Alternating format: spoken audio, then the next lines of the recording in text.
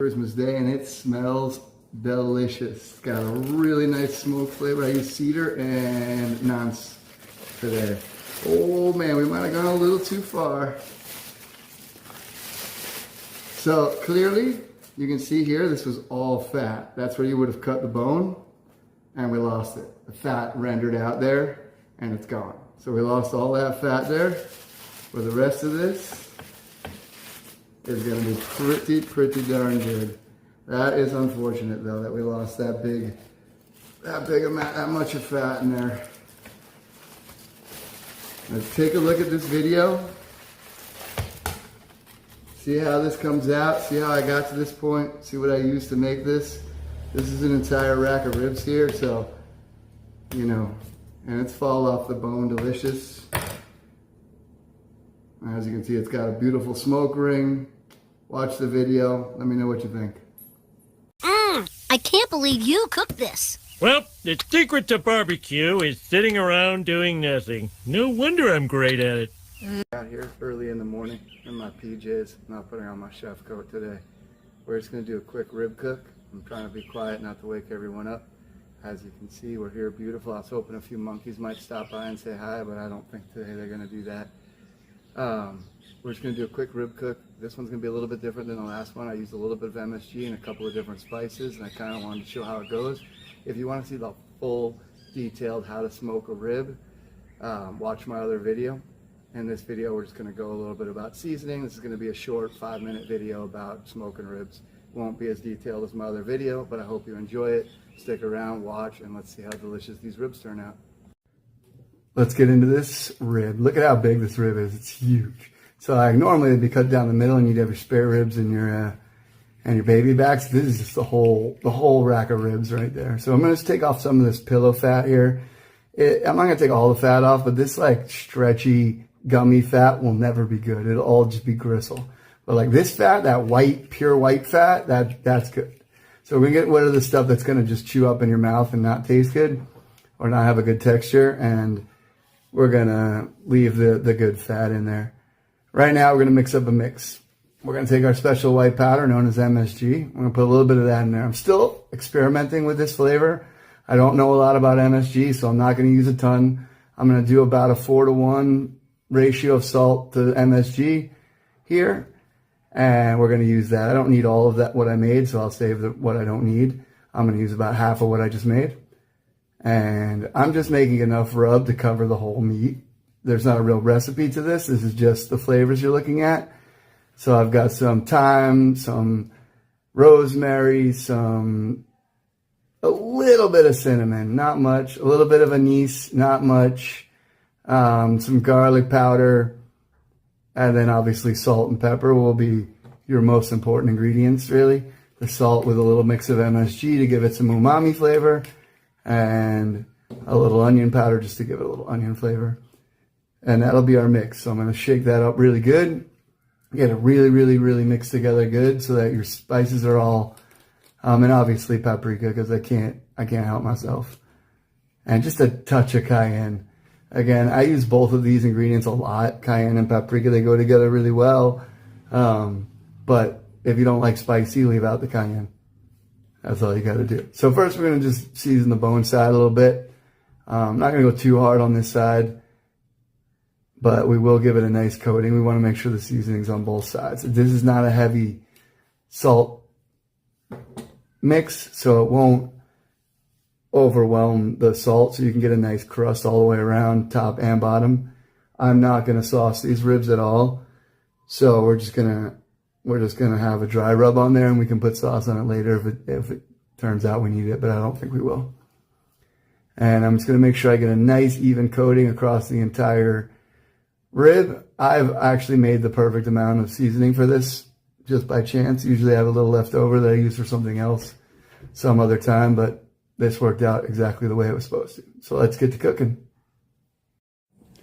All right, this took me like 20 minutes to get this fire started. I don't know why that is, but some days the fire just doesn't want to get fired up.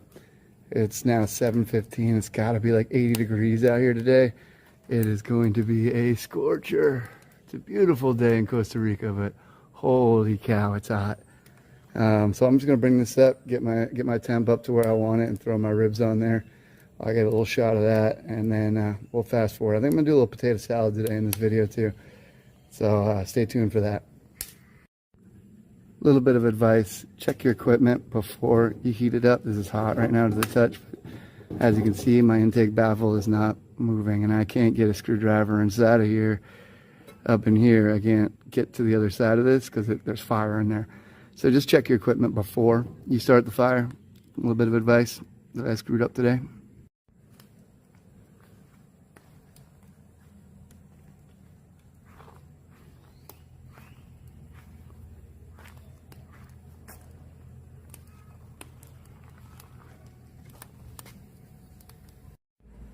So right now we're pushing like 400, but it's gonna drop really fast. So I'm gonna open up, put my ribs in, and we're gonna mess around with the fire a little bit to get it to drop a little bit.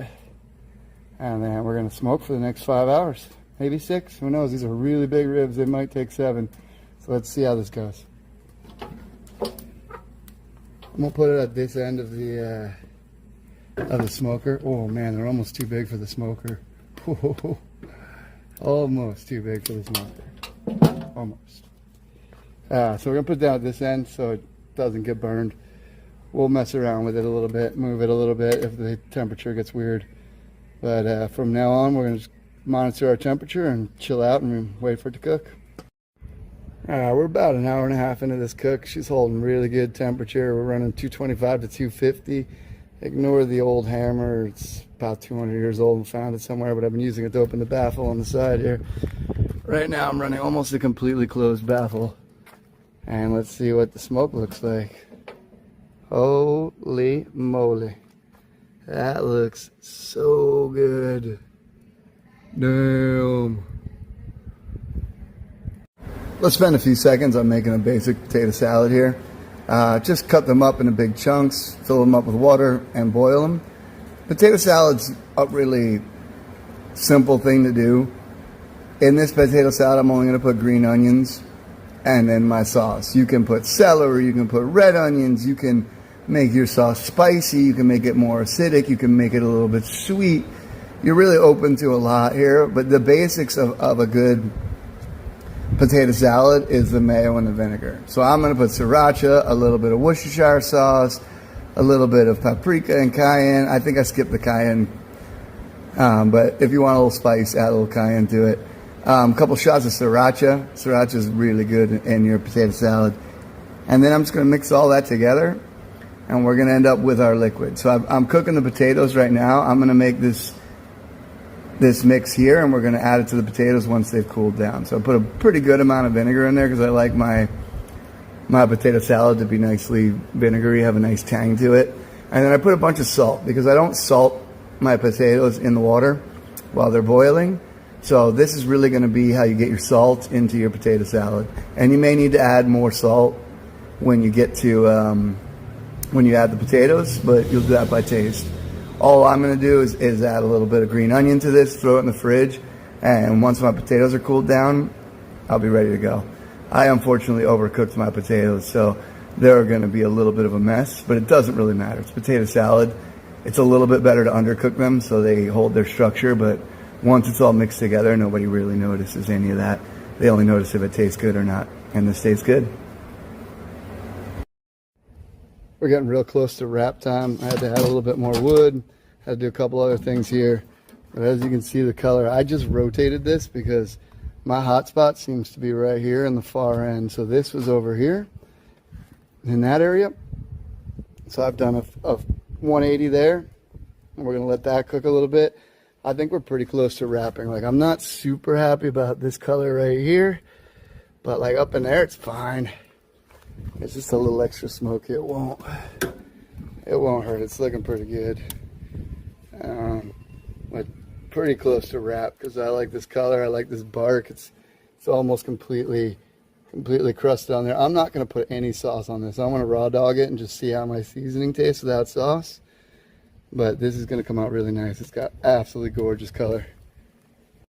All right, just fully wrapped up in aluminum foil. I'm going to crank the heat to about 300 now and roll it at that for another 2.5, maybe 3 hours. These are really big, really meaty. and we'll see how it comes out. I had a little problem with some of the aluminum. Be careful with your bones on the corners. They are sharp. They'll poke through your aluminum.